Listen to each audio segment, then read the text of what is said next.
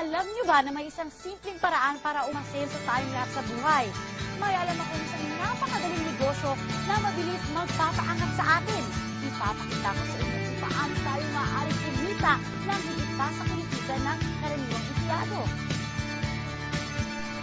Sadyang mahirap ang buhay ngayon.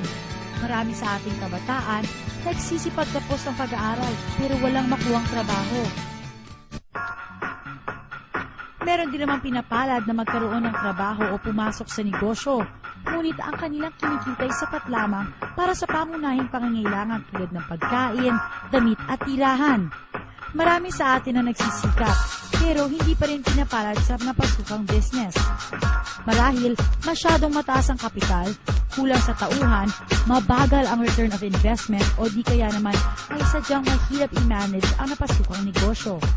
Naniniwala ako na tayong mga Pinoy ay may angking talino at kakayahan dahil ilang beses na natin napatunayan ang ating galing maging sa ibang bansa. Bigyan lamang ng tamang pagkakataon, manginibabaw ang Pinoy sang manlarangan mapunta. Magaling talaga ang Pinoy maging sa negosyo. Pero sa totoo lang, tinitindi ang kompetisyon ngayon kaya mahirap lumaki sa negosyo. Maaaring ang tatargetin natin ay yung klaseng business na sasagot sa pangunahing pangangailangan natin. Ayon sa National Statistics Office, sa sinurvey na 2 milyong Pilipino, 42.8% ang kita natin ay napupunta sa pagkain. Mura lang naman ang puhunan sa pagkain, pero mabusisi ito at pagod ang katawan mo. 13.3% ng kita ng Pinoy ay sa upa ng bahay. 6.7% ay sa mga bilihing karne na inuulam sa araw-araw. 6.5% na pupunta sa gas, kuryente at tubig. Tignan natin ito. 7.4% ang ginagastos ng mga kababayan natin sa transportasyon at komunikasyon. Mas mataas pa kaysa sa karne, kuryente at tubig. Nagpapatunay na tayo mga Pilipino mahilig makipag-ugnayan. Sa pagtatayo ng negosyo, kailangan na ito ay simple, madaling intindihin. Isang negosyo na hindi na kailangan ng special skills o special education. Yung kahit sino kayang gawin ito at hindi na nangangailangan ng malaking kapital. Dapat malawak ang market at may produkto na makabago, yung sumusunod sa trend at kakaiba. At ito ay dapat madalas kailanganin para ang negosyo tuloy-tuloy. Itong negosyong ipapakita ko sa inyo, pasok lahat ng criteria na sinabi ko. Una, malaki at bumalawak na merkado. Dapat maraming nangangailangan ito.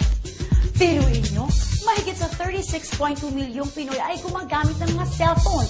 At ayon sa survey na ginawa ng Pulse Asia, 96% nito ay naka-prepaid. Ayon naman sa isa pang survey, sa isang taon, gumagastos tayo ng mahigit na 93 billion pesos na halaga para sa prepaid cards. At lumalago pa ito taon-taon ng 18% hanggang 25%. O diba, napakagandang pagkakitaan ng negosyo ng prepaid cards. Ito ay pangmatagalan.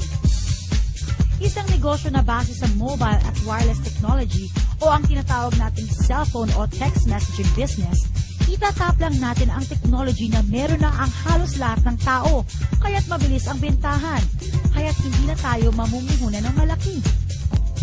Pangatlo, ito ay unique, pambihira. Isang m-commerce o mobile commerce ang nag-concentrate sa prepaid at microtransactions. Kumbaga, hindi pa nagagamit ng customer ng produkto, binayaran na niya.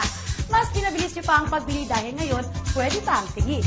Napansin niyo ba na dalawa sa pinakamalaking kumpanya ngayon na patuloy sa paglago ay nasa negosyo ng wireless technology? Pinatutunayan ng kanilang tagumpay na ang e-loading ay tinatangkilik ng marami. Isipin nyo, meron kayong cellphone. Kung gagamit kayo nito, lumalabas ang pera nyo. Hahayaan na lang ba natin na manatiling puro gastos ang pagkakaroon ng cellphone samantalang pwede naman pala itong pagkakitaan? Ito ay consumable. Maaari nating ibenta sa isang tao ng paulit-ulit. Dahil ang mga Pinoy ay malakas kumonsumo ng load. Sigurado ang kita dito. Meron pang programa para kumita ang mga subscribers ng pantay-pantay. Mauna man sila o dumating na tayo sa kalagitnaan, may pagkakataon pa rin tayo makipagsabayan sa kitaan.